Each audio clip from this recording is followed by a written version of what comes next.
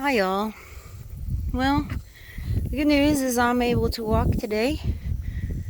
I went to the chiropractor yesterday and basically had my head put back on straight, and man, I thought he was gonna like pull my head off my body with this one contraption he has that like adjusts your neck where they like pull really hard real quick on your whole skull or whatever. Good lord. I think every freaking vertebrae I had popped. It was like a shotgun.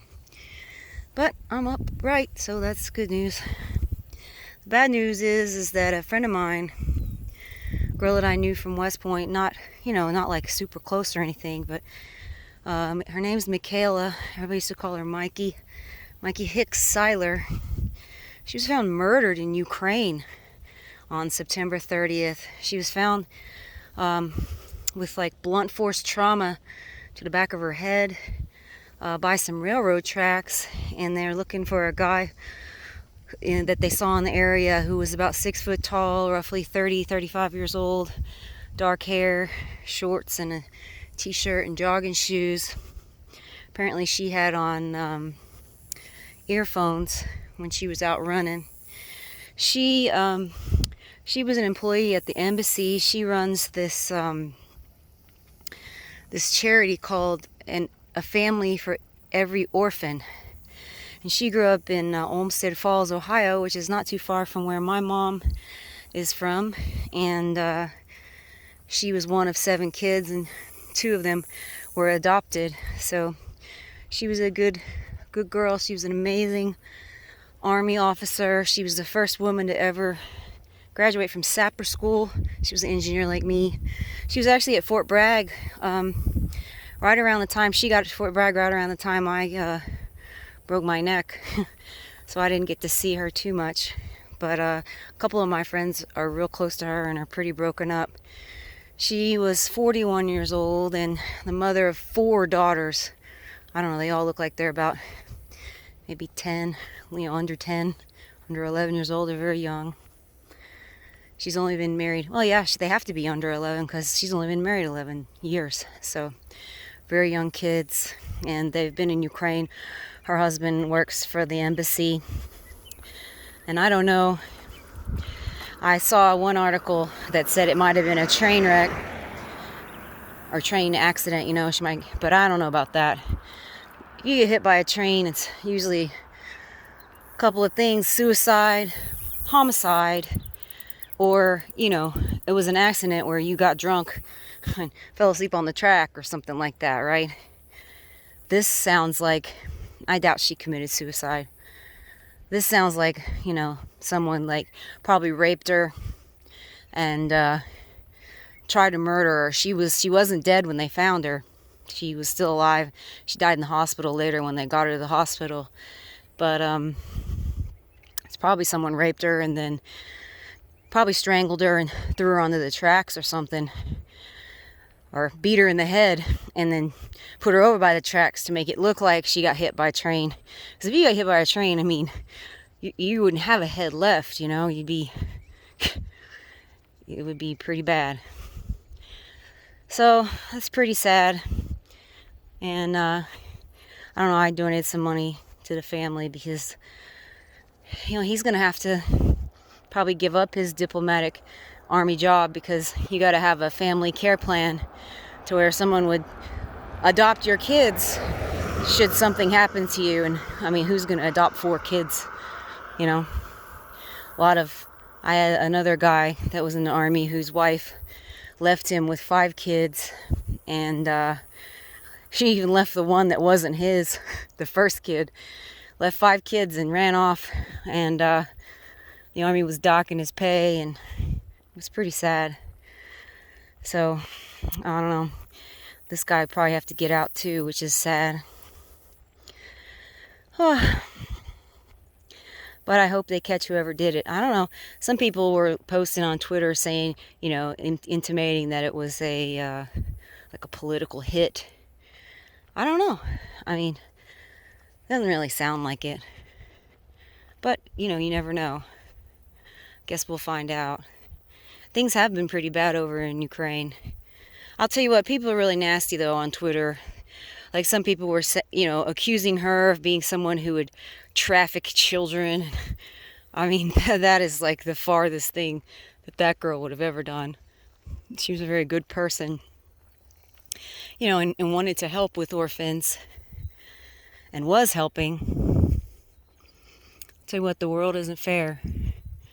There's someone like me who's in so much pain all the time, and if God or whatever controls this world had said, would you switch places, I certainly would have, because she really had everything to live for. It's just, I don't know, it feels like this world is kind of set up for maximum pain, maximum negative energy.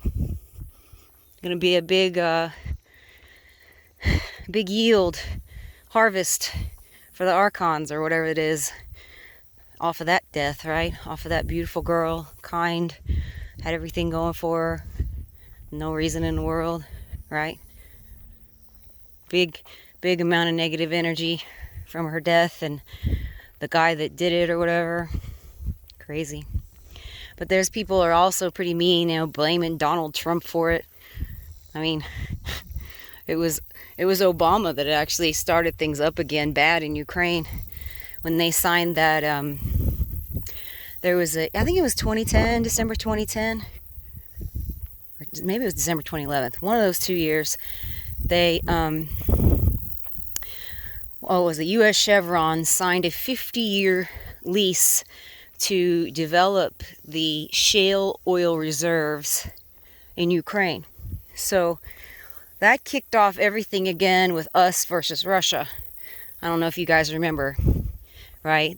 And that's what happened. So, and then everyone started fighting over Ukraine again when that U.S. Chevron deal was inked. And in other news, I got a copyright strike on my channel today. Somebody named Ruthless reported me for copyright infringement because I had shared Sveria's Epitome of Malnutrition 6, which was just a mirror of... Sveria does some pretty interesting videos about, vegans, because humans can't digest cellulose, and eventually you run through your protein and fat reserves and you die. You get very, very sick when you're a vegan. And, it's just the way we're built. We are not cattle. We're not horses. We're not any of these creatures that have fermenting colons or rumens or any of that. We don't have that setup. So, you don't have cellulase enzyme. And the difference between like animal cells and plant cells is that plant cells have a cell wall, right? And they have cellulose. So if you don't have cellulase, you can't lyse the cells. You can't get to what's in there. And then, there's no animal on earth that can actually digest a plant. All plants are digested by bacteria or fungi, right? It's not it's not what you think, right? When you look at a cow, the average 1,000-pound cow is carrying around 96 liters worth of digestive juices in their rumen and in their guts. 96 liters. And I did the math a couple years ago. That's like the equivalent of a 42-pound gut on a human, right? So you'd have to have 42 pounds of digestive juices. You have to have that kind of big of a torso to carry around to be able to digest like a cow does. And you just don't. Like cattle, it's interesting, they chew their cud, right? Which is, they take a mouthful of grass and they chew it up and swallow it down. And they cough it back up, chew it, regurgitate it, chew it, and then swallow it back down. Each lump of grass or mouth of grass, they do that at an average of 86 times. Cows are pretty amazing, actually, when you think about it. They take something like this grass that's pretty much completely useless to humans, and they turn it into fat and meat, and milk, blood, everything, bone. It's really amazing what they can do with those bacteria. And their bacteria that are in the rumen, they're fermenting these plants and actually putting off volatile fatty acids. So these cows and horses and these other animals that live on plants, they're actually in ketosis all the time. They're not affected like we are, like with blood sugar. And our bodies actually have a real hard time with anti-nutrients in plants, because they tell you all the time on these studies, they tell you about the nutrients in plants, but they don't tell you can't get to them, right? They don't tell you about the bioavailability of them, which is very low. And they don't tell you about the anti-nutrients. So when you're doing your experiments, you take your plant, you grind it up, and you liquefy it, and then you put it in your GC mass spec and you read out the report. Well, they're never reading you the reports about the lectins. They don't tell you about the oxalates, the things that kill your thyroid. They tell you all the time to eat kale. Well, if you will go to like the University of Kentucky's agriculture page or Texas A&M, you read about brassica crops and how poisonous they are to animals. I mean, they make animals anemic. They make animals be misformed. They make them have miscarriages. They make them infertile, right? So if you're feeding yourself kale, you're going to fare far worse than an animal that's actually set up to run that, like they can't even do it. It makes them sick. There's a reason why we ferment cabbage, right? Because that shit's poison. And you eat enough of it, it's going to ruin your thyroid and do a lot of bad things. And I notice I got a friend that's pregnant, and she's never had any problems with any children before. She's her fourth one, but she's been posting all this vegan stuff, and now she's got like a bleeding placenta, and this kid is gonna be born early and that sort of thing. And I try to explain to her, if it gives miscarriages to herbivores, what do you think it does to you? But she's a doctor and she can't be talked to because, everybody just believes the studies. They don't actually go. They've just shown me they can say anything with a study, because they don't actually go, like I said, go to the agricultural website, these schools that study animals, and see how these plants affect them. Well, what do you think they do to you? I mean, think about what kale is bitter. All this stuff is bitter. Why does it taste bitter to you? Because that's your body warning you. All poisons are bitter. Almost all poisonous things are bitter, besides what? Maybe antifreeze. I hear that's sweet. I haven't ever tried it. But I know that we've had some dogs be poisoned out here in the country because we have some asshole neighbors. And they used antifreeze. I guess you can mix it in Gatorade. I saw one show where some lady was killing her husband with Gatorade in his tea or something. Disgusting. Anyways, so this person, Ruth Ruthless, put a copyright infringement on my channel. And I looked at their channel and they don't have any content. So how am I, taking their, I don't even know what that even means. Like, I mirrored it. It's fair use because it's in the public eye, right? Like, these vegans are constantly posting what they eat and all their pictures and how they're starving their children. I mean, it's pretty sad. They're always posting it and they're very proud of themselves and their Munchausen by proxy syndrome. So, I don't know, I fought back against it because I think it's bullshit. I think that it's interesting, like, so what's the deal with all these big vegans being trans? Y'all notice? Like, fully raw Christina, freely, vegan Gaines and his quote-unquote wife. Every time I look at one of these famous vegans, I'm looking at their skeletons and their switch. They're not what they claim to be. So I have a little hypothesis about that. I think the reason why they do it is, and this is, like I said, this is just my little hypothesis. The reason why they do it is they're trying not to form male musculature, right? In the case of the MTF, by not giving themselves meat, milk, eggs, right? Fats. And in the case of the females, they're doing it to not form the natural female fat deposits that a woman forms, right? And then also a byproduct of this is when you don't eat animal fat, meat, milk, when you don't eat that, your body is lacking the basic building blocks to make hormones, right? So you're suppressing your own body's,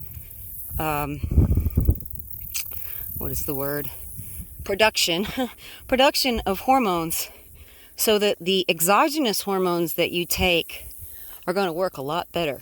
Think about it. So if you're an MTF and you're trying to pass, what are you doing? You're trying to stay as thin as possible so that you don't look masculine, right? You don't want to form male musculature. You know, that neck always gives it away, right? And then they don't want their own body making testosterone to interfere with estrogen they're taking. And it's the same thing going on with the FTMs, right? They're trying to suppress the female hormones that the body would normally produce if you ate enough animal fat, right? And you got enough protein. So that's my little thing. I think that's why they do it. And then also, of course, the bloodline ones are doing it not only just to pass, but they want us to be infertile as well, right? And, you know, I really despise the bloodline ones. I feel kind of sorry for the ones that are like us, and they just, you know, there's just been too much atrazine in the water and too much soy and plastic bottles, you know, the BPA and all of that is an endocrine disruptor. I feel sorry for those, you know, the ones that are us, that aren't bloodline and aren't whatever you want to call it, fallen angels or Nephilim. I feel sorry for the ones that are like us because they don't know, right? They don't know any better. And then, I don't know, they're going to these doctors and they're being butchered. It's just absolute butchery. I often wonder to myself, you know, is first do no harm, right? So if a child comes to you and a little boy wants to be a little girl, I mean, the first thing I'm thinking is they're probably being molested or abused in some way, right? Like, think about that poor kid Desmond, or the other one, Lactatia, right? Obviously being pimped out by their parents. I mean, Desmond has been dancing in front at gay clubs in Brooklyn. He was doing that last year. I mean, how does a kid that's like, was he 8 years old or something, dancing for a bunch of men? That is just so evil, you know? And why are these doctors letting this happen? It's just horrible. Like, why are they letting it happen? You know, to me, a treatment for someone who, this is probably some sort of, if they're not being molested, right? If they're not being abused, it's probably some sort of schizophrenia, right? Because you're delusional. You believe that you're something you're not. Like my uncle one time, who's the paranoid schizophrenic, said, you know, he thought he was a girl, and my dad was like, oh, Robert, knock it off. And that was kind of the end of that. You know, and he went on to his next delusion, you know, that he was a captain in the Air Force. You know, he was something new all the time. You never knew who he was that day. So, I don't know, if these children, you know, they're not being abused, and they aren't feeling like masculine enough or feminine enough, right, because of all the hormone disruption we got going on, why don't they try giving them the hormone, you know, the bioidentical hormone for, you know, what their chromosomes say they are, right? So if you're XY male, right, do the tests, see what they are, and if it's an XY male, why not give him testosterone? Right? Like, why not go towards what is natural? Why are we chopping kids up? You know, why are we going that way?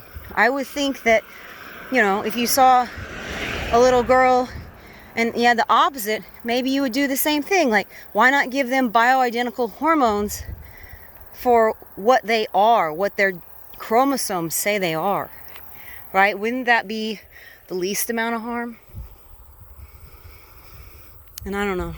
I'm obviously not in charge or whatever. but didn't they take an oath, first do no harm? And I would think that trying to see if you can't get them to be happy, with what their genotype is, because you can't change your genotype. Your genotype, so I don't know if you guys know what that means. Genotype is like what your genes say you are. Then your phenotype is what you express, like your physical appearance based upon the genetics, the genotype that you have. So what they're doing is they're changing the phenotype of the person, but they are not changing the genotype, right? So they're fighting the expression of those genes that's encoded into the body, right? Like your genes, when they're in your nucleus, all of the information on how to code all the proteins in your body is in the nucleus of the cells, right? So you're really fighting like a battle for your whole life. And, like I said, I really feel sorry for the people that, this has happened to, or they've been molested or abused, and now, they're messed up from it. And, we should probably do our best we can to accommodate those people. Boy, I'll tell you what, we shouldn't push it. We should not make this normal, right? We should not go and make this something that's preferred or normal, because that's playing right into the hands. Man, people drive really fast out here. It's kind of scary. This is a school bus. The guy that came back was going past me just a minute ago was doing like probably 65, 70 miles an hour.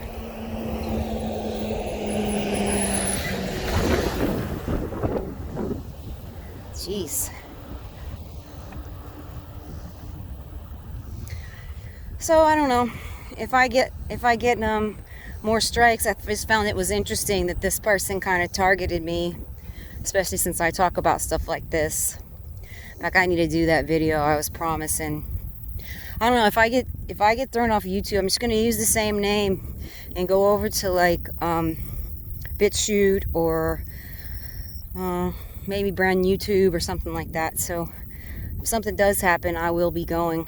But that was my first copyright strike, because it's kind of a silly thing, right? When you mirror somebody's work and then someone who doesn't even have any content on their channel, right? And you can't file a copyright infringement unless you actually own the copyright. So I don't know, seems like nonsense to me. All right, well, I'm gonna let you guys go and keep walking and enjoying the nice weather and the fact that I'm upright today. Yay! All right, talk to you later. Bye.